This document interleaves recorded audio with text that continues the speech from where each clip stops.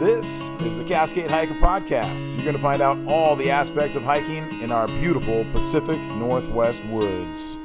I'm a country boy with a soft side. My heart wanders up north to the hillside. And I've never met anyone quite as beautiful as you. Check us out over at CascadeHikerPodcast.com. That's right, CascadeHikerPodcast.com. That's where you're going to find all the show notes and links right there. Enigmatic like that of the cosmos. I've never held your hand, but I'm your host, Rudy Getzik. I put this podcast together to inspire you to get out on the trail. So do you guys practice leave no trace? Yes. To what extent? Yes. I am a former Girl Scout, so leave no trace is kind of one of those things that they hammer in very early on. And I think just living, especially in the area that we live in here in the Pacific Northwest, conservation and being a land steward is kind of just ingrained into the culture up here. So we are definitely leave no trace. Our chapter for the Pacific Crest Trail, the 350 North Blades, which is, they take care of the 350 miles, the north end of the 350 miles of Pacific Crest Trail. We are actually adding a trails skills college at Darrington this year. We have a library at Mountaineers Books and they're working on one at the Mountaineers Program Center in Seattle too, where we try to have a copy of everything we've ever published. I'm not sure if that's a dream that's actually realized.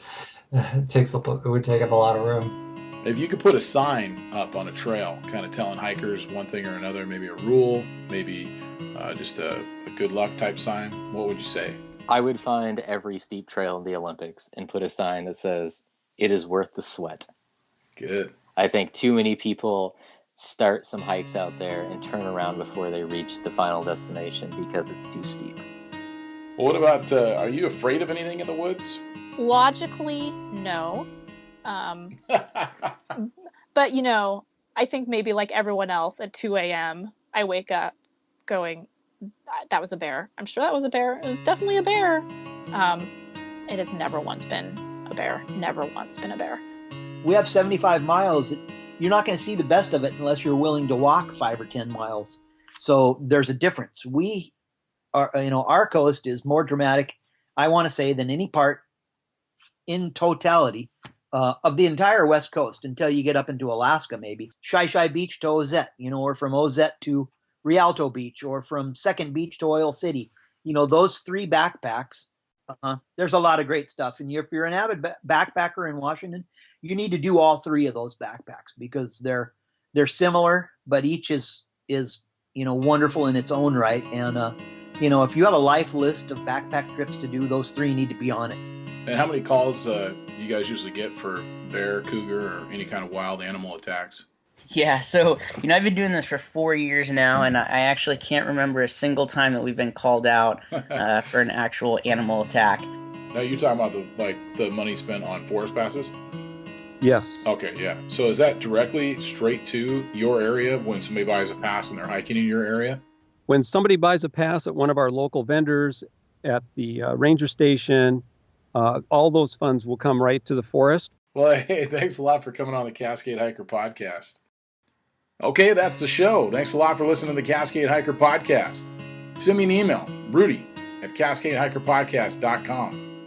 I love the feedback. Also, hit me up on Facebook. North Cascade Hiker is my Facebook page. Twitter, capital N_, capital C for Cascade Hiking. N_Cascade Hiking on Twitter. And Instagram is North Cascade _hiker. So pretty simple to find me on social media there. You can also just leave a comment under the show. So I try to give you plenty of ways to get a hold of me. Do so. I want to hear from you. Thanks again for listening to the Cascade Hiker Podcast. I would leave this world for a beautiful girl if I could just find